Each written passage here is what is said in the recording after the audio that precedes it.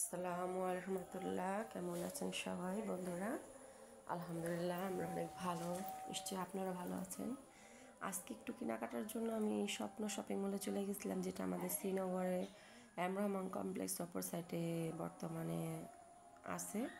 সেই স্বপ্নতে গেছিলাম। তো ওইখান থেকে যা জানলাম সেটা হচ্ছে, আমি একটা জেলি পাউডার নিছিলাম বাসায় জেলি বানানোর জন্য, বেরদা খাওয়ার। আর নিছিলাম ডাব সাবান, নিয়েছিলাম একটা মানে অল্প ছোট্টর মধ্যে একটা টমেটো সস, আনছিলাম জর্দা মিক্স। প্রতি শুক্রবার তো কিছু না কিছু রান্না করি, পোলাও আইটেম বা বিরিয়ানি আইটেম, সাথে একটা ডেজার্ট কিছু করলে ভালো লাগে, এটা আমার খুব পছন্দ। আর একটা ট্যাংয়ের প্যাকেট নিয়েছিলাম, এটা ছিল ট্যাং না অন্য কোম্পানির। আর এটা হচ্ছে ফিরিনি মিক্স, রাঁধুনি কোম্পানির।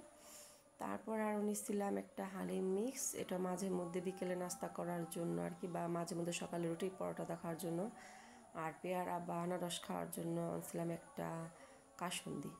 সাথে নিচ্ছিলাম একটা মার্কস কোম্পানির গুঁড়ো দুধ, এনার্জি প্লাস বিস্কুট হায়াতের জন্য।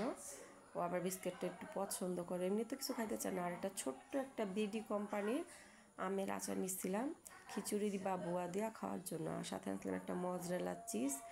জিনিসগুলোর যে কী পরিমাণ দাম বাড়ছে, সবাই যারা বাজার করেন, যে বোনেরা মা বোনেরা তারা অবশ্যই জানে।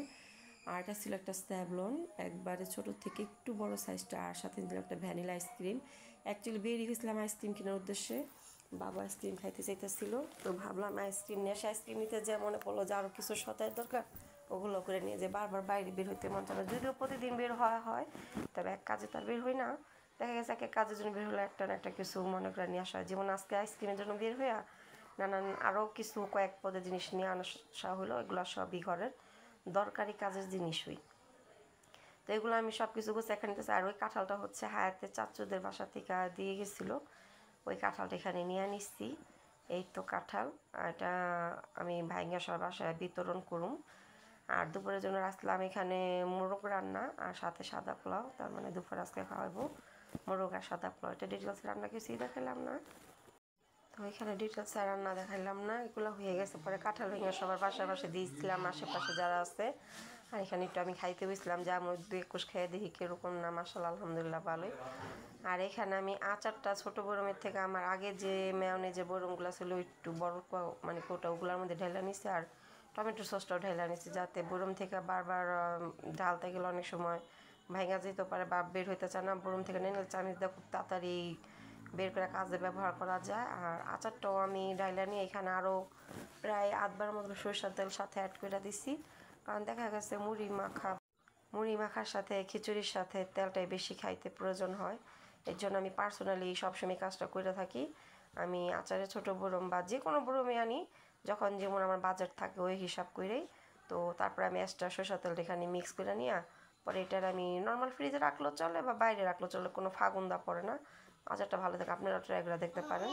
যদিও আপনারা আমার থেকে খুব ভালো জানেন, আমি আপনাদের তুলনায় তেমন কিছুই জানি না, তারপরে বললাম। তো আমি এটারে খুব ভালো করে কাইচা ভিতরে সম্পূর্ণ আচারটা নেওয়ার খুব চেষ্টা করতেছিলাম, যদিও পারতেছিলাম না। যাই হোক, এরপর দুপুরবেলা অনেকক্ষণ রেস্ট করছি। রেস্ট করার পর সন্ধ্যার জন্য আমি দুপুরবেলায় মানে রেডি করে রাখছিলাম ইস্টে দিয়া পিজার জন্য আটার ডো, যেটা এখানে এখন আমি রেডি করে নিয়েছি। চিকেন পিজা বানিয়ে নিতেছি। চিকেনটারে কিমা করে আমি চুলা একটু রান্না করে পরে এই যে পিজাটা বানাইছি। সবাই আইসক্রিম পিজা বানাতে পারে, এটা কোনো ব্যাপার না, ডিটেলসে বলারও কিছুই নেই, আমি অত পাকা রাঁধুনি নেই, জন্য বললামও না।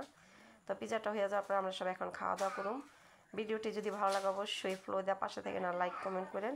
আজকে এই পর্যন্তই, সবাই ভালো থাকেন সুস্থ থাকেন। আসসালামু আলাইকুম রহমতুল্লাহ।